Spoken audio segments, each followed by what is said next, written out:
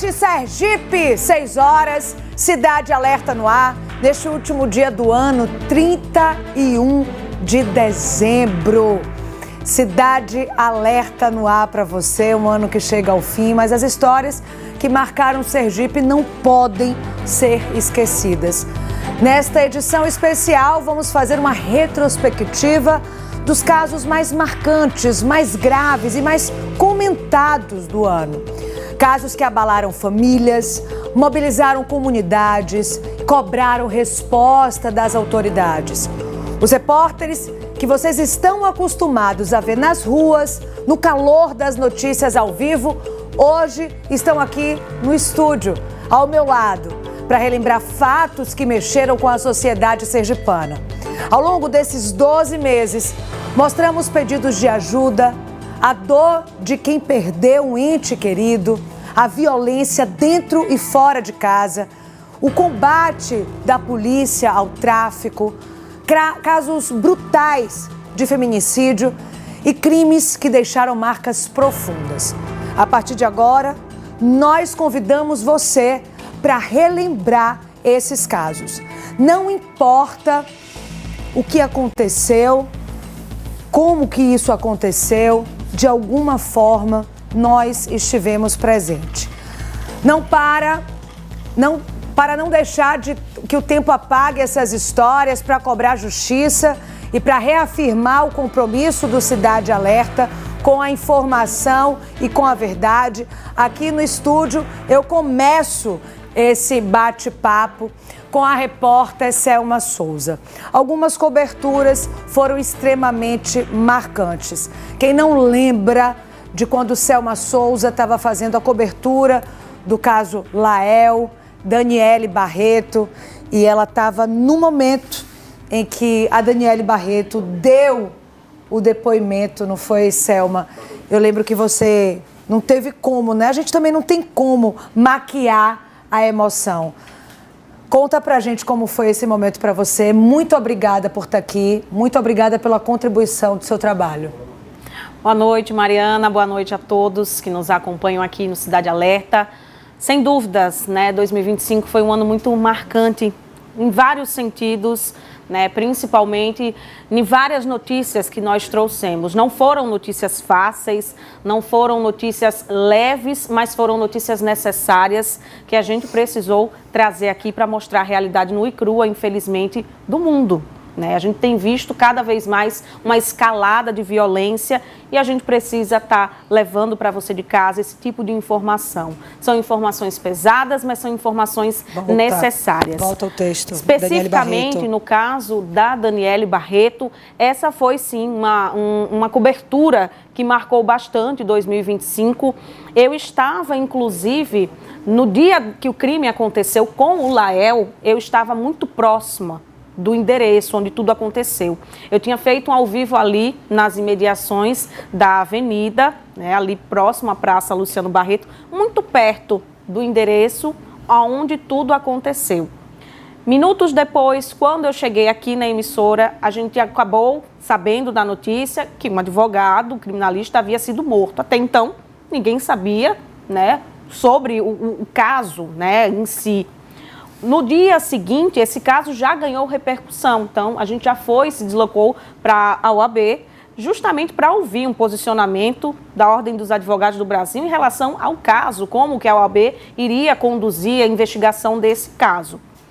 Meses se passaram, a gente acabou descobrindo todo o contexto, esse cenário do crime. Acompanhamos, então, diversas audiências, acompanhamos todo esse processo, quando eu pude, inclusive, acompanhar, né, acho que é a primeira vez que eu fiz uma matéria desse tipo, acompanhar uma audiência de custódia, né, não foi uma cobertura fácil, nós fizemos várias entradas ao vivo ao longo da programação, acompanhando esse depoimento da Daniele, que era um depoimento muito importante, né, na condução de todo esse processo criminal. E a gente encontrou, né, em meio a tudo isso, uma mulher muito fragilizada, muito debilitada fisicamente e mentalmente. Inclusive funcionárias ali do fórum acabaram me relatando em off. Nossa, ela passava por aqui, ela começava a puxar assunto porque ela estava muito carente, ela queria alguém para ouvir o desabafo dela. Enfim, minutos depois que a gente pôde acompanhar esse processo, esse depoimento dela, a família estava naquele local, então era um momento muito frágil. O irmão dela estava ali, a mãe dela estava ali. Independente do crime, existia uma família sofrendo, duas famílias sofrendo com a perda, né? Primeiro do Lael, de um ente querido, e outra sofrendo com a perda de uma filha, né? A liberdade de uma filha que estava numa situação daquela, né? Presa durante todo esse tempo, depois levada para essa clínica psiquiátrica. E ali a gente tinha que conduzir, trazer essa informação, deixando um pouco de lado essa emoção, porque assim, nós somos seres humanos, a gente se coloca no lugar do outro, a gente sabe que independente daquele crime, existia uma família sofrendo, isso era nítido no rosto da mãe da Daniele, que inclusive não teve condições de acompanhar o depoimento da filha. Fomos então, acompanhamos também, né, ela seguindo para o presídio feminino, todo aquele movimento, aquela movimentação em torno da chegada dela no presídio. E ao chegarmos aqui... chegada, só te interrompendo, que a gente estava vendo a imagem agora, é uma imagem que chama a atenção, que são várias mulheres, né? É a delegada, é ela... Sim, muitas mulheres, inclusive ouvimos o barulho, né, das mulheres que estavam ali, das internas que estavam ali dentro do presídio, gritando, né, quando a Daniele chegou. Não sabemos se gritaram de alegria pelo retorno dela ou se gritaram, não sabemos qual tipo de contexto, mas deu para ouvir sim um barulho muito grande de dentro do presídio com a chegada dela. Era uma expectativa muito grande para que ela retornasse ali para aquele local.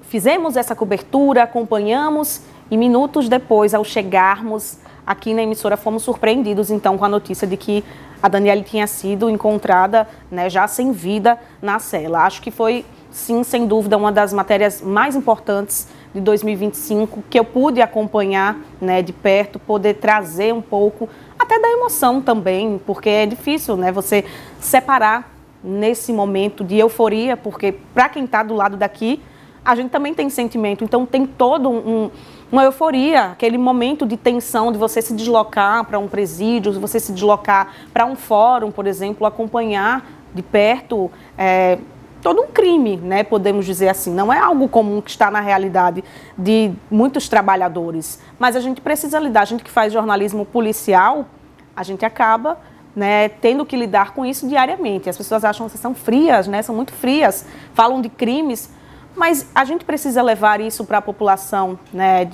da melhor maneira possível. Para o pessoal de casa, só relembrando, esse crime foi no dia 9 de setembro de 24. Não foi esse ano, 2025. Mas por que a gente está abordando ele agora? Porque teve esse desdobramento todo que a Selma acabou de relatar, que foi a investigação aprofundada do caso, o descobrimento de todos os envolvidos, de todos os suspeitos e, infelizmente, o que a gente mostrou, que foi uma morte anunciada em que Selma estava no momento em que a Daniele Barreto disse que ela ia tirar a própria vida caso fosse presa. E isso, de fato, aconteceu. Isso já é demasiadamente marcante para você, né, Selma? Mas, e sendo mulher? 19 dias, 5 mulheres mortas. A gente mostrou um mosaico aqui ontem, se puder colocar aqui também, era muito interessante. Porque eu imagino que você também ouça, por que não terminou? Por que não foi morar em outro lugar? Por que ela simplesmente não fugiu? O que você sente fazendo coberturas como essa e falando de mortes de mulheres? Com certeza, isso é algo que mexe muito com a gente, né? A gente se coloca mais uma vez no lugar, a gente faz uma autoanálise de pessoas próximas que possam também estar passando por algum tipo de violência, não um feminicídio em si, mas a violência começa muito antes, né? Com a agressão verbal, depois começa com toda aquela escalada de crime. Então, não é fácil a gente trazer esse tipo de informação, muito menos a gente está trazendo, né, todo o drama que essas mulheres sofreram. Porque a família, depois que esses crimes acontecem, trazem relatos que são muito importantes, né? Eu lembro dessa última, da Yasmin, você falou, né, no programa, que essa mulher, ela teria estaria supostamente grávida, ela era dopada por esse companheiro. Então, a gente se coloca, claro, no lugar dessas mulheres. Que dor que essa mulher não passou ao longo de todo esse tempo, calada às vezes, sem pedir ajuda. Então, não é fácil, são números alarmantes essa escalada de violência contra a mulher. De 2017 até 2025, mais de 140 mulheres perderam a vida. Então, é algo que assusta bastante, com certeza. Selma, nós acabamos de alguma forma, e eu agradeço desde já, servindo de inspiração para muitas outras mulheres que veem na gente uma força, uma empatia, até uma luz, como se diz, diferenciada, né? O que você teria para dizer para essas mulheres que nos assistem, que dizem que a gente é inspiração? O que você tem a dizer para elas no sentido de força, de resiliência? Nossa, pergunta difícil essa. É difícil a gente se afirmar assim dessa forma, mas eu acredito que um ano se encerra, um outro começa.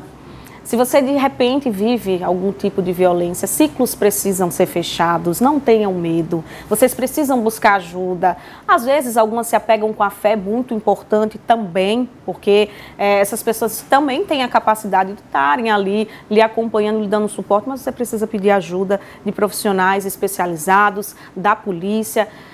Para mulheres que se sentem fragilizadas, independente de violência ou não, vocês são ótimas, maravilhosas, precisam ressignificar todo aquele seu passado. Então já começa 2026 pensando de outra forma, se autoafirmando, porque isso é muito importante. Eu acho que uma sociedade com mulheres fortalecidas, isso é muito importante. A gente mudaria um cenário muito grande, né, Mariana? E no que diz respeito também a você ter esse compromisso com você mesma, né, de se amar, de não aceitar nenhum tipo de comportamento que te coloque menos do que você é.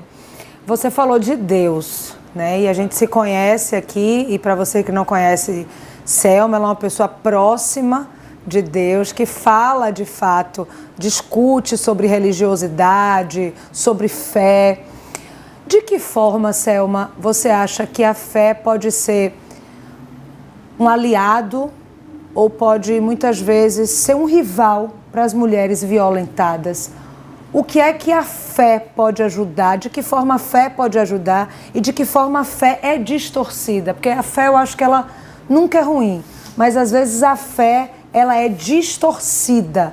E você fazendo matéria, muitas vezes, com essas mulheres, você já ouviu muita coisa, né? Com certeza, né? Eu acho que a fé, ela é indiscutível, né? Cada pessoa tem a sua crença, cada pessoa tem o seu credo. A fé ajuda, com certeza. Deus ajuda, com certeza. Né? Energia para quem quiser acreditar, enfim, dependendo da sua crença, do seu credo. Isso vai lhe fortalecer espiritualmente, isso te dá mais segurança fisicamente e emocionalmente. Mas eu acredito também que em um certo ponto, como você falou da distorção, até que ponto você acha que Deus, né, iria aceitar você passar por uma violência? Até onde você vai aguentar, né, uma relação defasada, uma relação tão agressiva? Onde você é diminuída. Diminuída. Porque então... o que é o amor, né, Selma? A gente fala aqui, o que é o amor? Ele te eleva. Ele faz você se sentir melhor, ele faz querer você ser melhor, faz com que você se sinta até mais bonita, você se enxerga mais bonita pelo olhar do outro e não o contrário. Quero dizer, Selma, que eu sou muito grata por ter você aqui, você representando as mulheres, as nossas repórteres. Temos a Aline Aragão, temos a Vitória Costa, a Sofia, qual é o sobrenome da Sofia? Gunes. Sofia Gunes, está chegando agora, estou me acostumando. Tem a Carla, tem, me lembro todas aqui, Jéssica Cruz, a Aline, Laura, representando também a outra Vitória da Manhã, Valverde. Então, o Selma aqui representando todas as repórteres aqui do nosso Cidade Alerta. Muito obrigada pela presença. Eu deixo para você aí também mais um pouquinho. Eu que agradeço, né? Desejar então um feliz 2026, que seja um ano repleto de boas notícias, né? Como você disse, que a gente não absorva a negatividade dos fatos, mas que a gente fique em alerta, que seja um ano de mudanças para muitas pessoas e um ano de recomeço, porque sempre nunca é tarde para recomeçar. Muito obrigada, Selma.